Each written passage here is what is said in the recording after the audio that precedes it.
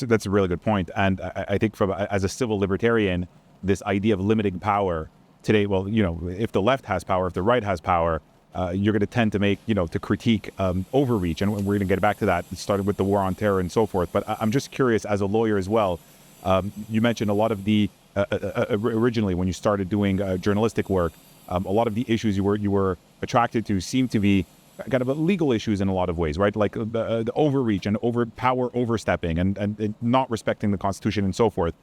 And I've realized in your journey, as I was kind of like looking at the history of your career, your legal skills seem to have come in handy at various points, even as a journalist.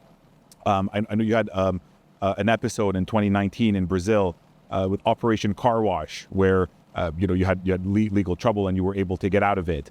And even in the U.S., intelligence officials once lobbied the White House to have you labeled as an information broker, and it eventually didn't go all the way there. But government agencies seem to play hardball with journalists, people like you who rattle the cage a little bit. Do you feel like your knowledge of the law is useful to you, maybe more useful than it should be as a reporter? Because it seems like it has come in handy at various points. And people who do sort of prod and question and push back on power do seem to be treading on dangerous waters these days. I think it's a very perceptive question. I think it also gets to an important point, which is, I think in the West, people who grew up in the West, who identify as Westerners, like to believe, because we've always been told, that our societies are free and democratic, maybe not perfectly so, but we have a basic respect for free speech and free press, and you can report on the government critically and not be sent to prison like that happens in the bad countries like Russia and Iran and China.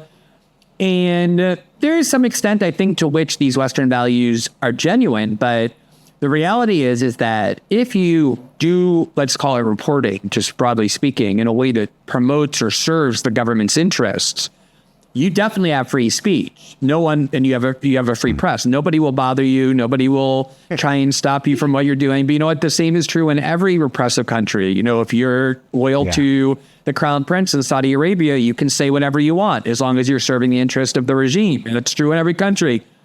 You become part of the PR department of the government or the thing that you're reporting on. Exactly. And, it's one of the reasons why I always say that the measure of a free society is not how it treats its obedient citizens or its citizens who kind of are on board with prevailing orthodoxies, because those people are always protected in every society, even the most repressive. Nobody bothers with them. The true measure of a society is how it treats its dissidents. And the more of a dissident you become, then what are the true natures of your freedom? And, we can look at someone like Julian Assange, who has been effectively imprisoned for more than a decade, has been actually imprisoned for 4.5 years now in a high security prison in the UK that the BBC has called the British Guantanamo. And the reason is because he did reporting and did it in a way that allowed the government to claim that he crossed a line enough for people in the media to not really look at it as this kind of tyrannical act, the same way they say, look at the imprisonment of this young Wall Street Journal reporter by Vladimir Putin in Russia, which we see as an act of pure tyranny. But in the United States, we look at Assange's imprisonment as kind of a border case. And I always knew, and certainly as the years went by, became obviously even more familiar with the fact that the more reporting that I was doing that was threatening to the interest of power centers, in the Snowden case, we went around the world. I went around the world publishing the most sensitive documents from the most secretive agency within the world's most powerful government. You're not going to do that and not provoke some legal risk.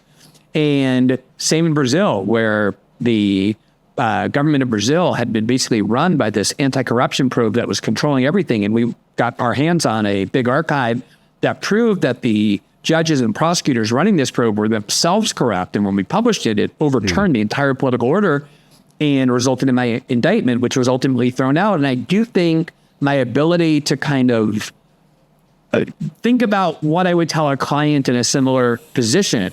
Namely, I wouldn't say, oh, don't do this work. It's too dangerous. I would say, do the work, but be careful. Be conscious of how you don't cross that line.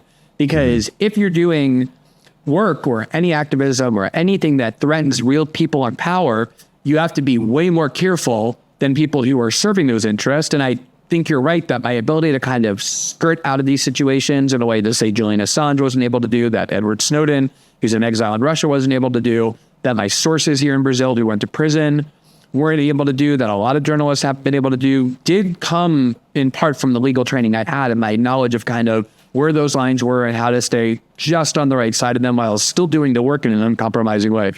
Mm-hmm.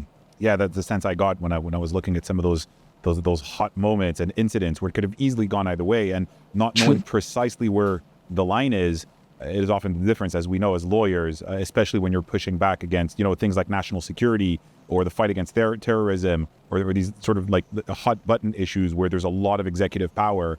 And that's the sense I got when I looked at some of those episodes in your life.